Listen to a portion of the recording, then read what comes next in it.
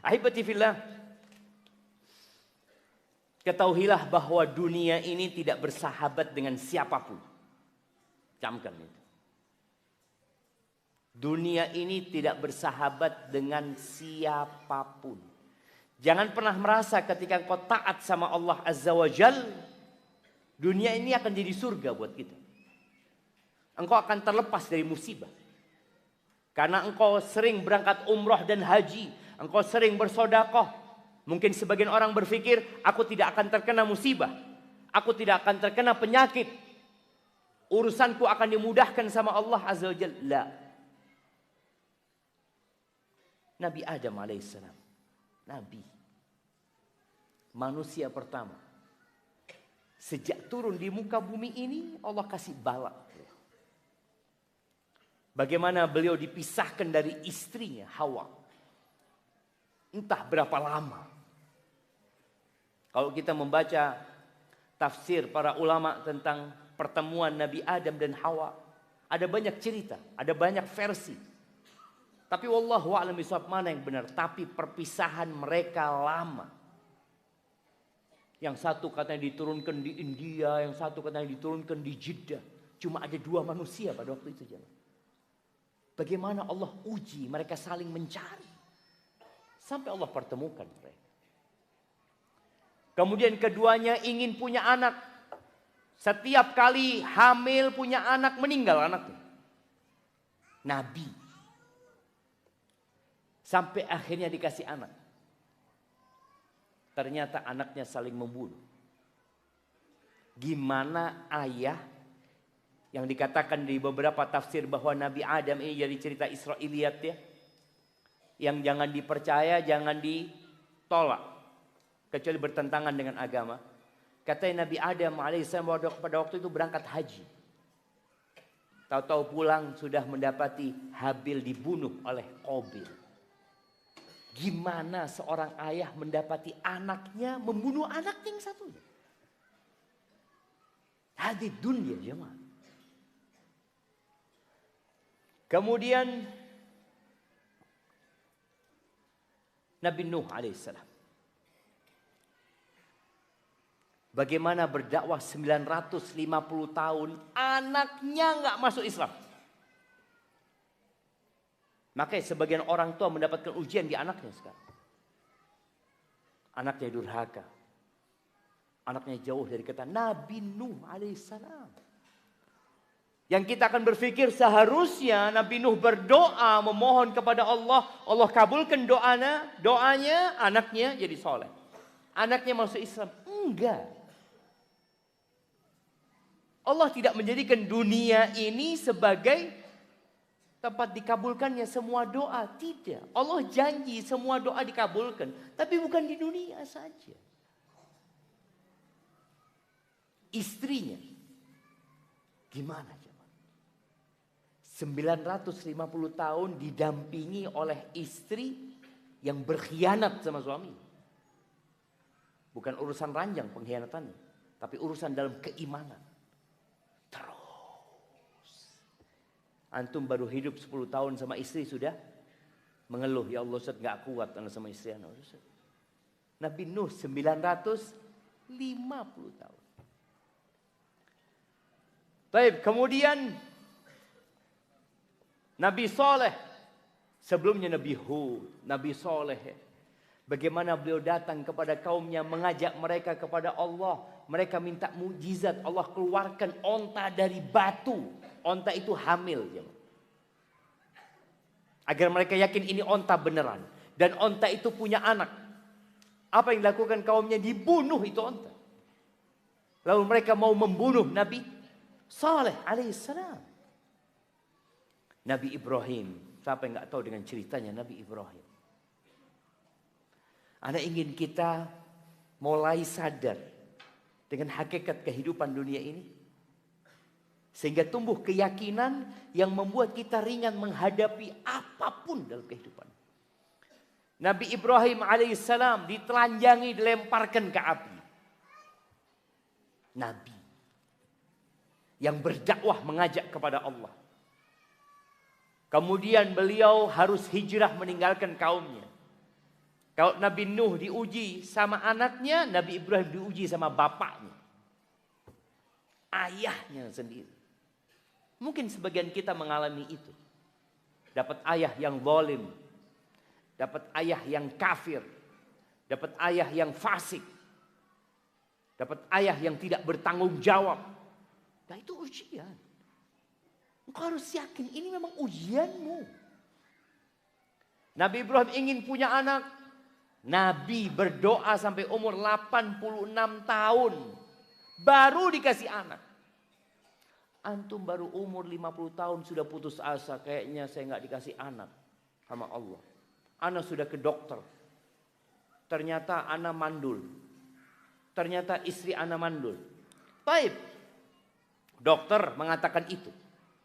Dan secara medis mungkin nggak bisa punya anak. Tapi idza aradallahu amran. Kalau Allah ingin memutuskan sesuatu, Allah tinggal mengatakan kun. Jadi.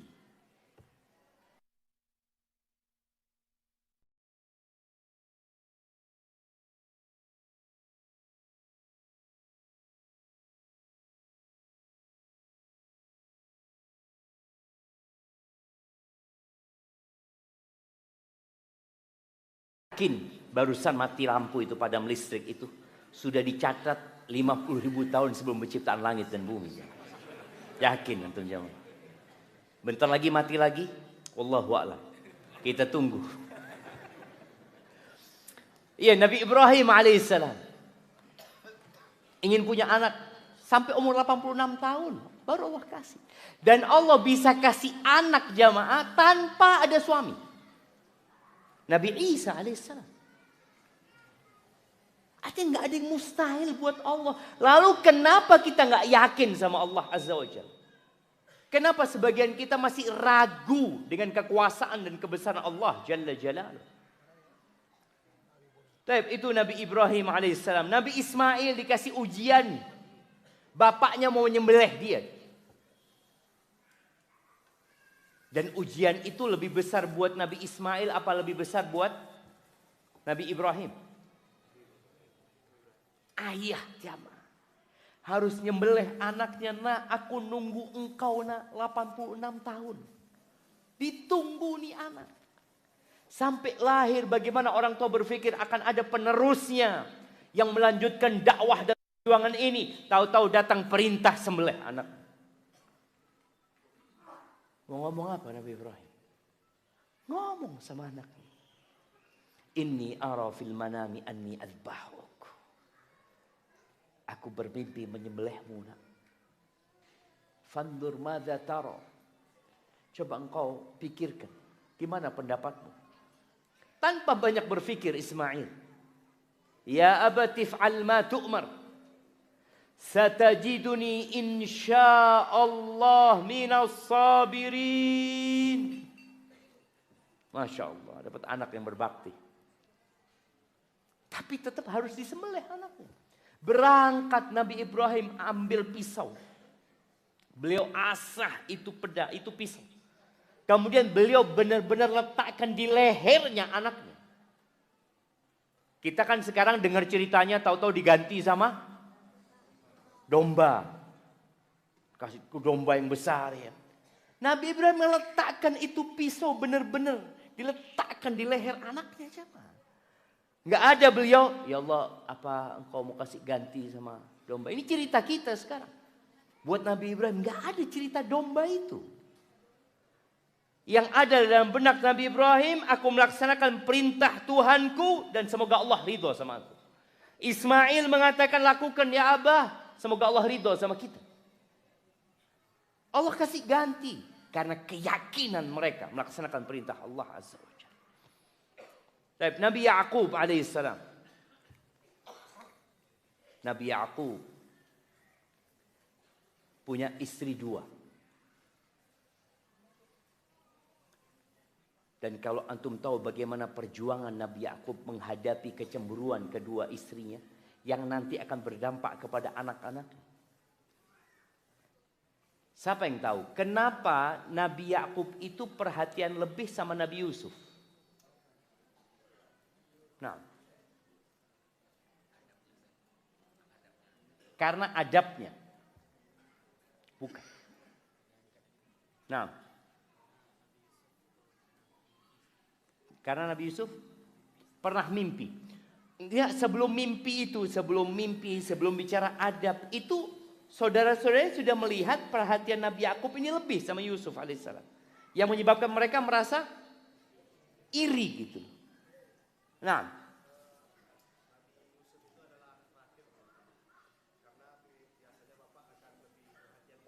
anak terakhir. Anak terakhirnya adiknya Nabi Yusuf, Benyamin. Nah, ya, karena ibunya Nabi Yusuf meninggal, kasihkan hadiah. Gak ada ibunya Nabi Yusuf ini. Jadi ketika Benyamin lahir, meninggal ibunya. Mau tidak mau, sang ayah melihat ini gak ada emaknya gitu loh. Kalau yang kakak-kakaknya ada emaknya. Sehingga Nabi Yakub memberikan perhatian itu bukan karena pilih kasih, tapi karena kondisi. Seperti kalau ada di rumah umpamanya, ada anak yang berkebutuhan khusus. Apakah akan disamakan dengan yang tidak berkebutuhan khusus? Enggak. Apakah kemudian sang kakak mengatakan ini pilih kasih ayah? Lu enggak, itu adikmu enggak bisa jalan. Yang ini habis enggak ada emaknya dia. Kalau sang bapak enggak perhatian, selesai habis.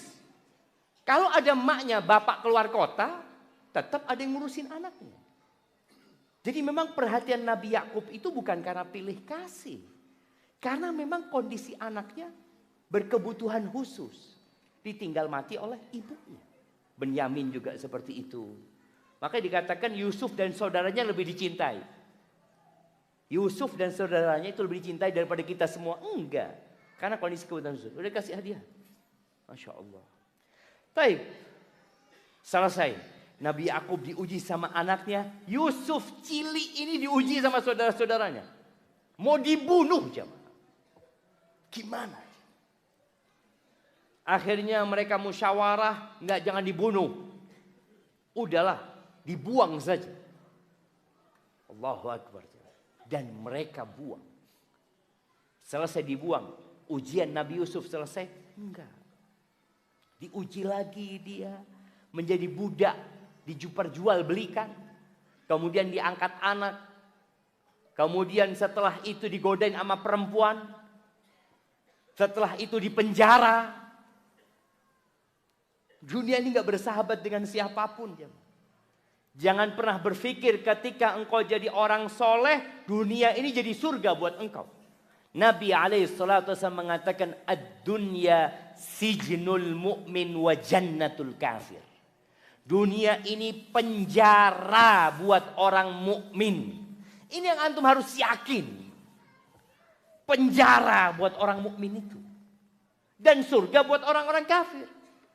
Berarti kalau engkau ingin bersenang-senang di dunia ini, tidak taat dengan aturan, tidak melaksanakan perintah, jadi kafir nantinya.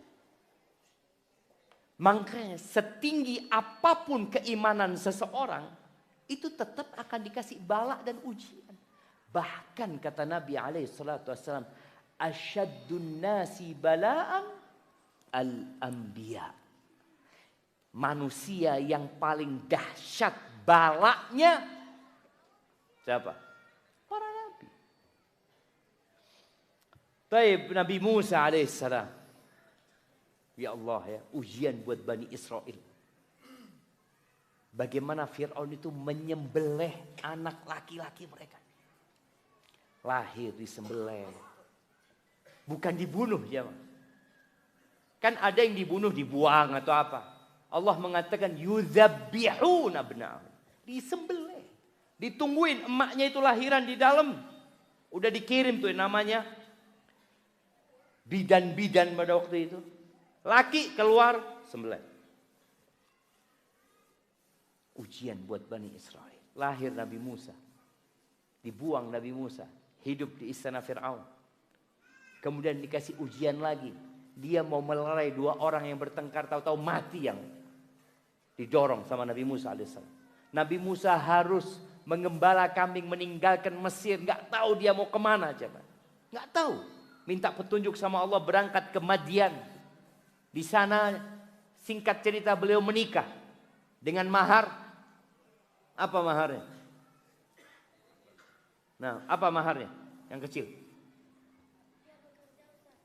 Iya, bekerja ngapain? Bercocok tanam. Ngembala kambing, kasih hadiahnya. Berapa tahun ngembala kambing? Berapa tahun? Ada yang 7? Enggak, 10 tahun. Nah, berapa tahun? 10 tahun. Pikirnya karena orang jauh maharnya dikit ya, Mah. Di Bukit Tinggi ini berapa maharnya biasanya? Pasarannya berapa? Enggak lah, seperangkat alat sholat lah. Iya. Kalau kita beli 4 perangkat alat sholat bisa dapat 4. Gembala kambing 1 istrinya itu. Gembala kambing 8 tahun plus 2 tahun. Diuji lagi sama Allah. Harus bekerja. Jadi pengembala 10 tahun, 8 plus 2 ya. Karena yang 8 tahun itu yang disepakati, yang 2 tahun itu ya ihsan. Dan beliau lakukan. Alaihi salatu wassalam. Kemudian beliau berangkat ke Mesir lagi. Bagaimana cobaan dan godaan beliau menghadapi Fir'aun. Bagaimana kemudian beliau dikejar-kejar mau dibantai sama Fir'aun. Sampai ke pantai. Kita tahu cerita itu. Di sini harus tumbuh keyakinan dunia ini tidak bersahabat dengan siapapun. Dunia ini negeri bala. Dan Allah tatkala menentukan bala. Allah sudah takar sesuai dengan kemauan kita. Nggak ada ceritanya nggak mampu saya Ustaz. Makanya ketika orang bunuh diri, Allah murka sama orang itu. Karena dia berburuk sangka kepada Allah. Karena dia merasa Allah memberikan cobaan yang dia tidak mampu untuk menghadapinya. Di luar batas kemampuan dia. Dia udah suudzon sama Allah Azza wa Jalla. Dia lupa dengan nikmat-nikmat yang Allah berikan. Kemudian dia mengakhiri hidupnya selesai. Sudah nggak selesai loh. Ada perhitungan sama Allah Azza wa Jalla. Nabi Daud alaihissalam, Nabi Sulaiman mendapatkan ujian dari Allah. Nabi Zakaria minta anak. Doa terus. Sampai umur 100 tahun dikasih anak. Nama anaknya Yahya. Yang ngasih nama Yahya itu Allah. Tidak ada manusia yang namanya Yahya sebelum Nabi Yahya. Yang ngasih nama Allah langsung. Setelah anaknya tumbuh besar dewasa, sang bapak harus melihat anaknya disembelih. Dipenggal kepalanya Nabi Yahya. Gimana ayah ya? Ayah itu dengar anaknya di penjara, dengar anaknya kecelakaan. Ya Allah, dengar atau melihat anaknya tahu-tahu jatuh dari sepeda, jatuh dari pohon. Itu seakan-akan copot jantungnya. Gimana melihat anaknya dipenggal kepalanya. Dihadiahkan kepada seorang pelacur. Maka jemaah, Nabi kita Muhammad alaihi salatu wassalam. Tidak ada manusia yang lebih dicintai Allah daripada Nabi kita Muhammad alaihi salatu wassalam.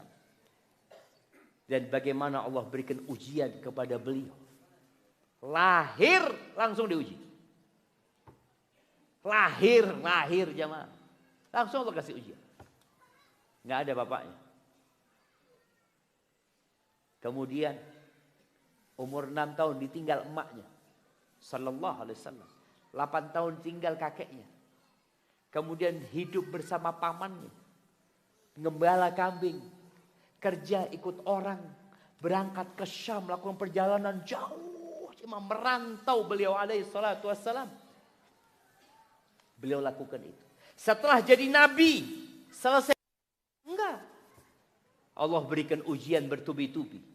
Bagaimana beliau berdakwah berangkat ke Taif dilemparin batu alaihi salatu wassalam.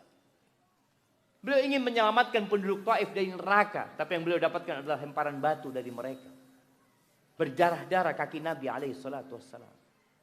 Kemudian beliau hijrah meninggalkan kota Mekah. Menuju ke Madinah. Selesai ujian. Nggak ada ceritanya selesai ujian. Di perang Uhud alaihi salatu wassalam. Bagaimana beliau terjatuh dalam lubang. Dipukul kepalanya dengan pedang. Bagaimana gelang-gelang besi itu masuk ke pipinya, giginya patah alaihi salatu wassalam. Padahal beliau adalah orang yang paling dicintai Allah Azza wa Jalla. Umar bin Khattab radhiyallahu taala anhu pernah mendapati Nabi alaihi salatu wassalam bangun tidur di atas tikar.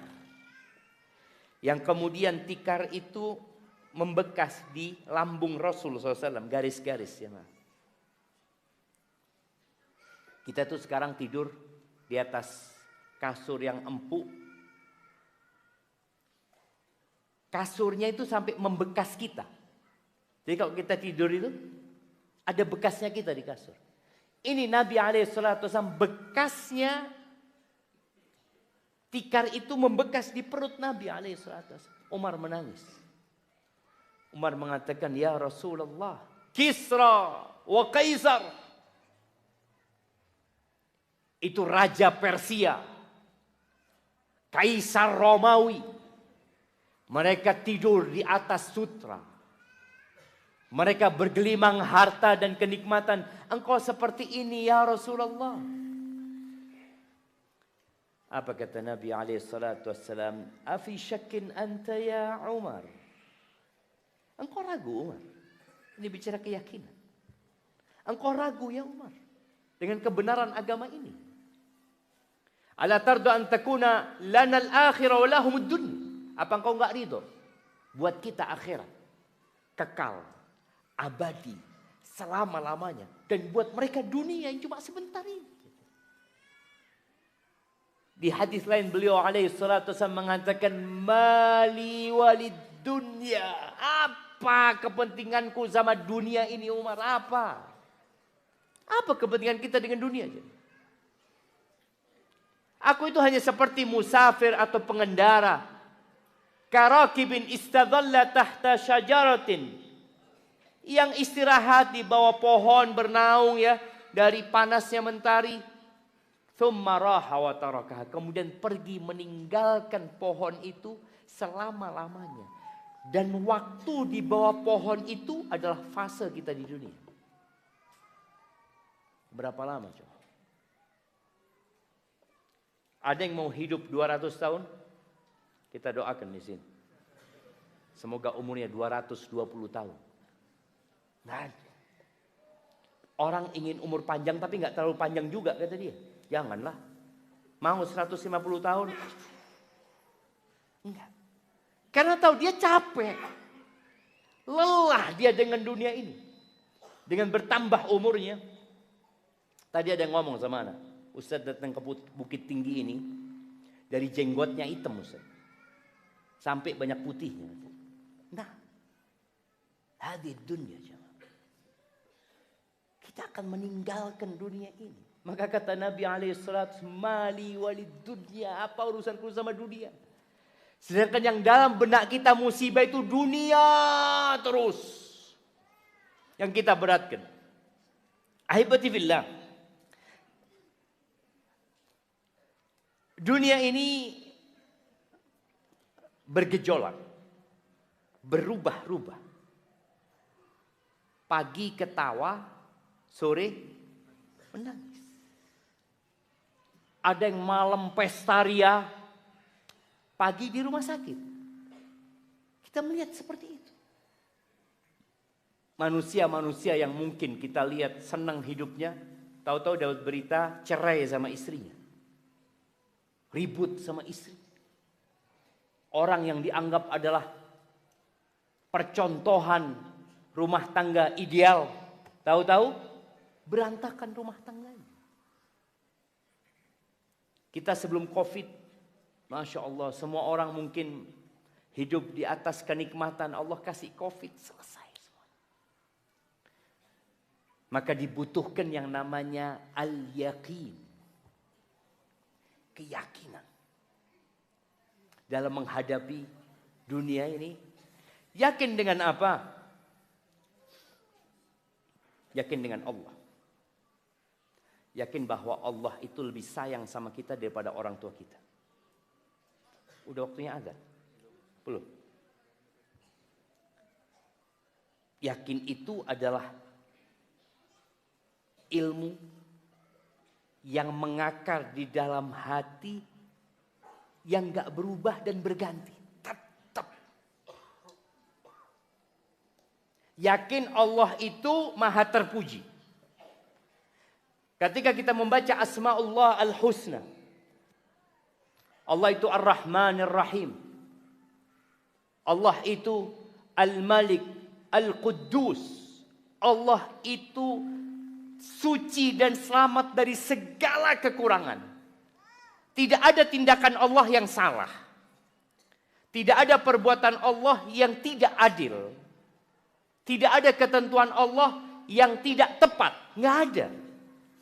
Kalau manusia, ya banyak yang nggak tepat dan tidak sesuai. Tapi Allah Al-Quddus, As-Salam, Al-Mu'min, Al-Muhaimin, Al-Aziz, Al-Jabbar, Al-Mutakabbir. Allah Azza wa Jalla. Al-Khaliq, Al-Bari, Al-Musawwir. Allah itu Al-Fattah, Al-Qahhar. Maka tatkala seorang yakin sama Allah Azza wa Jalla, apapun yang menimpa dia, selesai. Dia katakan Allah itu sayang sama aku. Boleh jadi aku udah lupa sama Allah. Allah kasih musibah ini. Ada seorang yang di malam Idul Fitri dapat WA dari suaminya. Suami mengatakan, maaf, rumah tangga kita sampai sini saja, aku ceraikan engkau. Malam Idul Fitri. Bayangin ya, perempuan ini kan biasanya kalau Idul Fitri itu ingin seragamnya sama, warnanya kuning-kuning semua, hijau-hijau semua. Ini perempuan sudah menata besok mau ke rumahnya fulan. Tahu-tahu malam itu diceraikan sama suami. Apa yang terjadi? Dia ambil pisau, dia letakkan di tangannya. Dia nggak kenal sama Allah. Dia kenal sama suaminya. Manusia itu makhluk yang sangat zalim, kata Allah. Dan sangat kufur. Innahu kana zaluman jahula. Dia sangat zalim, sangat bodoh. La dhallamun kafar. Dia sangat zalim dan sangat kufur. Itu manusia. Ketika kita bersandar kepada manusia, yang ada kekecewaan. Tapi ketika seorang yakin sama Allah, apa yang akan muncul di lisannya tatkala musibah menimpa dia? Inna lillahi wa inna ilaihi raji'un. Ya Allah, Engkau sudah tulis ini sebelum aku lahir, ya Allah. Tapi kadangkala menumbuhkan keyakinan itu butuh proses. Nanti kita akan bicarakan hal itu. Tapi di sini kita harus yakin. Sebelum yakin sama takdir, yakin sama yang menentukan takdir. Kita akan pasrah sama Allah. Karena kita yakin ketentuan Allah itu lebih baik daripada keputusan kita. Jamaah, kita harus yakin ya. Bahwa Allah itu maha segalanya. Allah itu lebih cinta, lebih sayang kepada kita daripada orang tua kita. Oleh karena itu, setiap sholat kita tidak pernah berhenti mengatakan alhamdulillahi rabbil alamin. Apakah ketika antum sakit bacaan antum berubah? Ketika antum terkena musibah, sholat antum bacaannya berubah? Nggak pernah berubah. Subuh tadi antum katakan alhamdulillahi rabbil alamin. Seorang yang habis kehilangan motor, kemudian dia sholat isya bersama kita umpamanya. Apa yang akan dia baca? Alhamdulillahi rabbil alamin ar-rahmanir rahim. Dia ulangin lagi. Tapi yang jadi masalah sama kita, kadangkala bacaan itu hanya sekedar rutinitas yang tidak ada penghayatan di sana. Padahal di antara cara menumbuhkan keyakinan adalah membaca Al-Quran Al-Azim. Kemudian ada satu surat yang paling penting dalam Al-Quran. Satu surat yang paling agung dalam Al-Quran. yang menjadi intisari Al-Quran, yaitu suratul Fatihah. Tapi kadang-kala kita membaca Al-Fatihah biasa-biasa aja. Itu a'zamu surah fil Quran. Antum kalau sholat membaca semua surat. Antum membaca 30 juz. Tapi tidak baca Al-Fatihah, nggak sah sholat. Maka tolong untuk menumbuhkan keyakinan itu, baca lagi tafsir surat Al-Fatihah. Setiap kali kau membaca Alhamdulillahi Rabbil Alamin Ar-Rahmanir Rahim, diulangin lagi. Maliki Yaumiddin. Di sini. Yakin dengan adanya hari pembalasan. Semua keringat yang kita keluarkan, semua kegundahan, kegalauan yang pernah kita rasakan, semua kelelahan dan kepayahan yang kita harus lewati dalam kehidupan ini, ada balasannya. Jangan dipikir sakit antum nggak dibalas sama Allah Azza wa Jalla, dibalas. Faman ya'mal mithqala dzarratin khairan yarah. Nggak yakin antum. Allah tetapkan engkau akan mendapatkan balasannya. Sekecil apapun yang kau lakukan.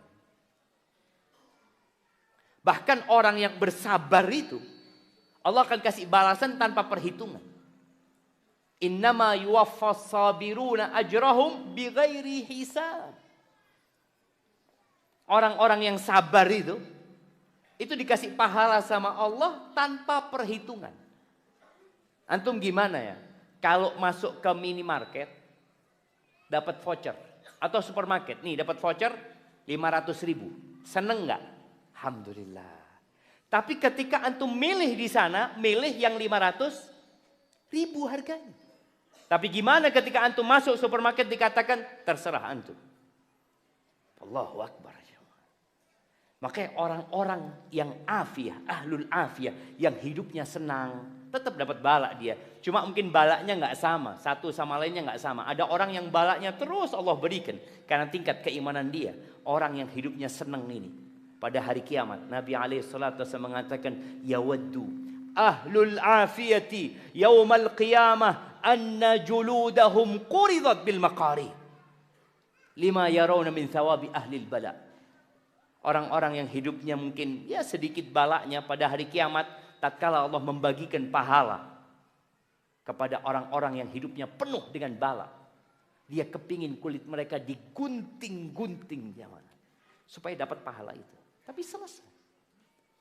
Tinggal sekarang kita punya nggak keyakinan akan dapat balasan dari apa yang kita kerjakan. Antum pernah melihat seorang pegawai yang kerja shift 2 kali. Kan ada pegawai yang shift 2 kali. Kenapa dia lakukan itu? Hah? Fulus.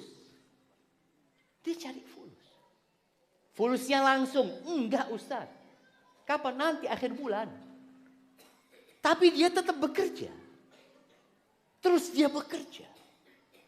Disinilah iman dan keyakinan akan balasan yang Allah berikan. Membuat kita menghadapi semuanya tenang. Aku akan dapat balasan. Anaknya meninggal dunia. Bapaknya meninggal dunia. Ibunya meninggal dunia. Dirinya sakit. Dia yakin bahwa akan mendapatkan balasan. Dan yakin akan kebaikan Allah Azza wa Jalla. Urwah bin Zubair. Adiknya Abdullah bin Zubair. Urwah ini pernah berangkat ke Syam, ke Damaskus sana. Dalam perjalanan dia kena diabetes ya. Akhirnya kakinya harus diamputasi. Dipotong kakinya. Kita lihat bagaimana keyakinan dia ya. Di waktu yang bersamaan, anaknya yang paling besar itu masuk ke stabel kudanya, Khalifah. Terjatuh atau keinjak sama kuda, meninggal dunia. Kehilangan anak, kehilangan kaki. Apa kata dia? Allahumma ya Allah, engkau kasih aku 4 ya Allah. Ini yakin dengan kebaikan Allah Azza wa Jalla. Engkau kasih aku 2 tangan dan 2 kaki. Engkau ambil 1 ya Allah. Kalau engkau ngambil, engkau juga menyisakan buat aku ya Allah. Masih ada. Dan engkau kasih aku 7 anak ya Allah. Engkau ambil 1 ya Allah. Masih engkau sisakan 6 ya Allah. Nih, ketika seorang yakin Allah itu maha baik, maka dia akan cari kebaikan Allah Azza wa Jal. Dia akan memandang kepada nikmat yang Allah berikan. Itu di dunia. Belum lagi ketika dia yakin akan mendapatkan balasan di sisi Allah di akhirat, selesai dia akan tenang. Maka ahibati fillah, Nabi alaihi salatu wassalam seringkali di majelisnya beliau membacakan doa. Doa ini ditulis oleh para ulama sebagai doa penutup majelis. Iya, dibacanya tidak harus di penutup majelis. Nah, doanya itu panjang. Semoga semua bisa menghafal doa ini. Nabi alaihissalatu mengatakan, Allah maqsim lana min khasyatik ma tahulu bihi bainana wa baina ma'asi.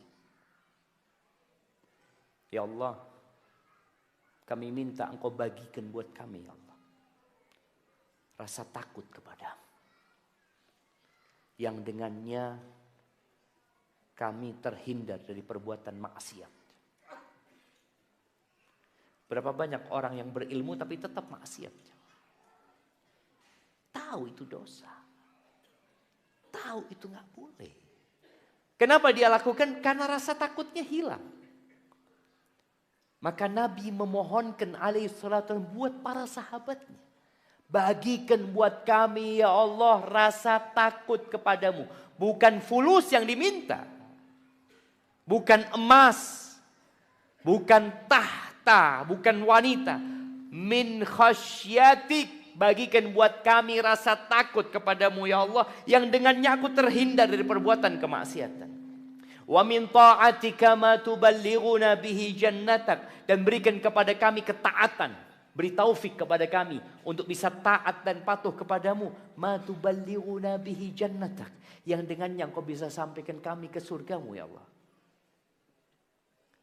Minta rasa takut supaya terhindar dari kemaksiatan, minta ketaatan supaya bisa masuk surga. Yang ketiga, wa minal yaqin ma tuhawwinu bihi alaina masaibat dunya, dan bagikan buat kami keyakinan. Keyakinan itu dipinta, dimohon. Makanya banyak orang yang kadang-kala menghadapi musibah berat buat dia, engkau minta yakin sama Allah. Yang dengan keyakinan itu tuhawwinu bihi alaina masaibat dunya, musibah-musibah dunia jadi ringan dengan keyakinan ini jemaah. Yang berat jadi ringan, yang jauh jadi dekat, yang pahit jadi manis. Menjadikan luka segera sembuh. Menjadikan duka berubah menjadi suka. Dengan keyakinan. Makanya antum melihat orang-orang itu berbeda-beda menghadapi musibah sesuai dengan keyakinan dia. Allah Azza wa Jalla berfirman di surat At-Taghabun ayat 11. Allah mengatakan, Jalla jalaluh ma asaba min musibatin illa biidznillah. Tidak ada satupun musibah yang menimpa. Apapun bentuk musibahnya. Baik itu di diri kita, di harta kita, di keluarga kita, di kehormatan kita. Illa biiznillah.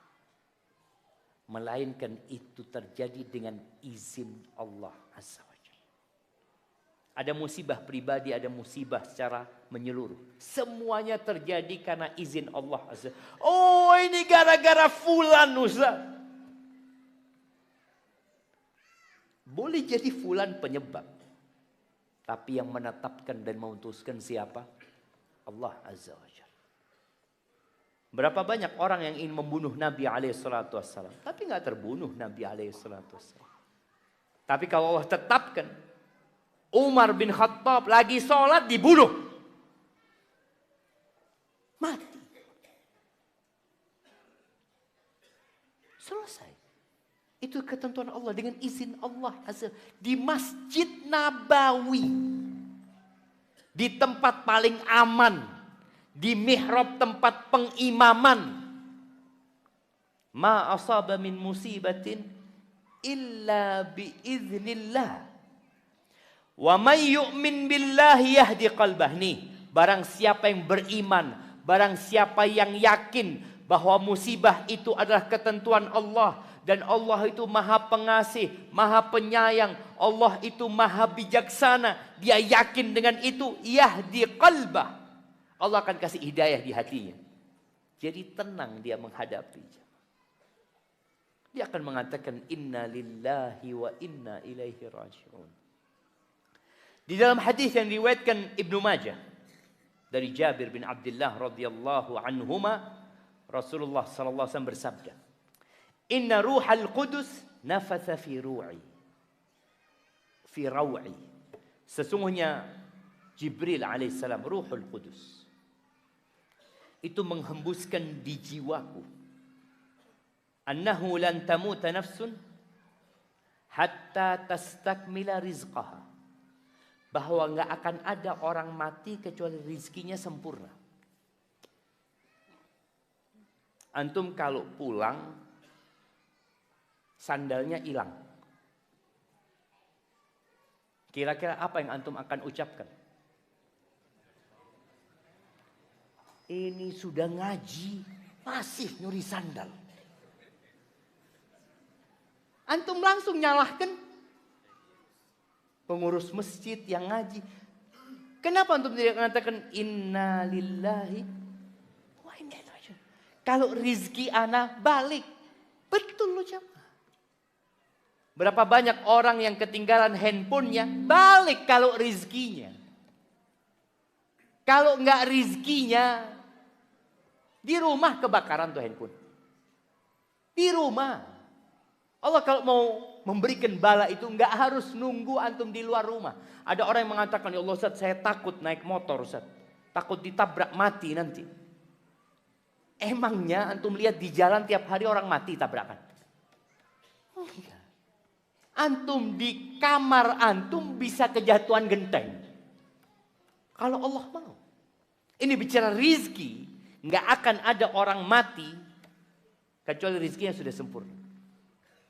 Maka jangan sampai untuk mengatakan, ya Allah fulan ini nyerobot rizki ana. Nyerobot dari mana? Seharusnya ana yang diterima di sana. Enggak. Antum memang enggak keterima. Loh, kok Ustaz tahu? Ya ini kan enggak keterima antum. Tapi seharusnya diterima. Enggak. Antum seharusnya enggak diterima. Buktinya apa? Ya sekarang enggak diterima gitu. Kita kan kalau sudah terjadi baru tahu itu takdir. Seharusnya Ustaz, tanah itu saya maklarnya Ustaz. Tapi gara-gara mereka zalim semana, hanya orang lain yang dapat fee. Mana innalillah? Mana ucapan itu ya? Antum harus yakin gak akan mati antum kecuali rezeki antum sempurna. Kata Nabi SAW, fattaqullaha wa ajmilu fit talab. Bertakwalah kepada Allah dan carilah rezeki dengan cara yang baik. Karena ketika antum yakin antum tidak akan mati kecuali rezeki antum sempurna. Yang menimpa antum gak akan luput dari antum. Yang luput dari antum memang ketetapan Allah gak akan menimpa antum. Antum yakin dengan itu. Antum akan santai cari rezeki. Ketika ada masalah, ada musibah dalam mengais rezeki. Innalillahi wa inna ilaihi raji'un. Bukan rezeki ana. Kalau rezeki antum tidur dibangunin antum. Pernah antum? Lagi tidur di telepon. Assalamualaikum, waalaikumsalam. Nah, kita bagi warisan. Kenapa? Bapak mati. Rizki enggak? Bapaknya mati rizki enggak? Musibah Ustaz. Tapi bagi warisan, rizki. Bagaimana menggabungkan antara musibah dan ada rizki di sana? Nah, ketika kehilangan orang tua, musibah. Orang yang kita cintai. Tapi di sisi lain sebagian orang memang menunggu kematian orang tuanya. Dia bahkan bingung, kenapa ayah kok nggak mati-mati ya? Padahal sudah tua ayah ini. Anaknya mati duluan. Bapaknya dapat warisan dari anaknya. Bukan anak yang dapat warisan dari bapaknya. Dan itu terjadi. Maka tadi, fa'ajmilu, udah antum cari rezeki yang baik-baik aja sudah.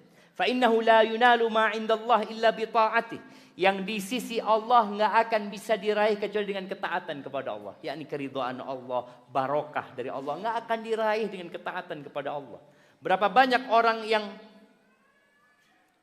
menggunakan jalur pintas untuk kaya dan jadi kaya, hidupnya menderita. Ada orang-orang seperti jangan. Kemudian kata Nabi SAW, wa innallaha ja'ala ar-rauha wal faraha fir ridha wal yaqin. Allah menjadikan kegembiraan, kelapangan di dada, kesenangan itu dalam keridhaan dan keyakinan. Di dua hal ini. Ridha dan yakin. Dan sebenarnya ridha itu buah dari keyakinan. Wa ja'ala al-hamma wal hazana fi syakki was sukhut. Dan Allah menjadikan kegalauan, kegundahan itu dalam keraguan dan murka kita, marah kita sama Allah Azza wa Jalla. Antum akan terus hidup dalam kegalauan. Maka ahibati fillah, berkurangnya keyakinan ini membuat orang jadi tidak sabar. Taib, sebelum kita masuk ke sesi tanya jawab, Ustaz, bicara yakin, kenapa kita lihat orang-orang kafir itu Ustaz ya? Kok seneng banget hidupnya Ustaz? Sholatnya nggak pernah sholat. Halal haram dia lakukan. Orang-orang dolim juga. Sedangkan kita ini Ustaz, musibah datang terus silih berganti. Dan kita nggak pernah seneng kayaknya Ustaz. Ya. Antum tahu Rasul SAW. Beliau sholat sampai bengkak kakinya. Ketika beliau ditanya, ya Rasulullah, alaikas salatu wassalam ya Rasulullah, qad ghafarallahu laka ma taqaddama min dzambika wa ma ta'akhkhar. Allah sudah mengampuni dosa-dosamu yang lalu dan yang akan datang, selesai sudah. Artinya kalau beribadah untuk mengharapkan penghapusan dosa, sudah selesai ya Rasulullah. Dosamu udah habis. Kenapa engkau sholat sampai seperti ini? Apa kata Nabi SAW? Afala akun abdan syakur. Apa enggak sepantasnya aku menjadi hamba yang bersyukur kepada Allah Azza wa Jalla. Artinya ternyata dalam semua musibah yang beliau lewati dalam kehidupan itu, beliau memandang kepada karunia Allah Azza wa Jalla. Tidaklah seorang meninggalkan sesuatu karena Allah kecuali Allah kasih ganti yang lebih baik. Dan ganti itu tidak selalu harta, tidak selalu tahta. Ganti yang lebih baik itu adalah keimanan, keyakinan, keridhaan, syukur atas nikmat yang Allah berikan.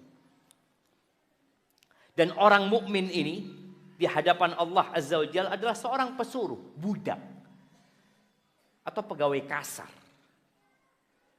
Ya kalau dia buruh di sawah atau di pasar, dia mencangkul, dia menanam, dia berkeringat, dia terkena lumpur, di bawah teriknya matahari dia melakukan itu. Apakah pantas dia pakai baju yang bersih? Enggak. Apakah pantas dia mandi pakai parfum? Enggak. Terus kapan? Ya nunggu selesai Ustaz. Begitu pula dengan kehidupan dunia ini. Antum kalau mendapatkan bala dan musibah dan antum menunggu anak kapan ya dapat pahala itu. Nunggu selesai. Kalau antum sudah selesai, kerjaan sudah beres, antum boleh pakai baju yang bersih. Pakai parfum ya. Jadi tatkala antum merasakan berat, antum katakan, iya berarti belum selesai ya. Iya belum selesai. Dan ingat Allah tidak pernah ingkar janji. Yang Allah sediakan di sisi Allah jauh lebih besar daripada dunia dan isinya ini. Jauh lebih besar. Dan orang yang tidak bersabar menghadapi musibah, itu balaknya dua. Ketika dia nggak sabar, apakah musibahnya akan terangkat? Nggak akan. Dia akan tetap menderita, dan yang kedua musibah, dia nggak dapat pahala. Musibah yang seharusnya menghapuskan dosa, mengangkat derajatnya, tapi gara-gara dia tidak nerima, maka dia musibahnya dua. Anaknya tetap meninggal, motornya tetap hilang, dan Allah murka sama dia. Faman radiya falahu ridha. Barang siapa yang ridha, maka Allah ridha sama dia. Barang siapa yang murka, Allah akan marah sama dia.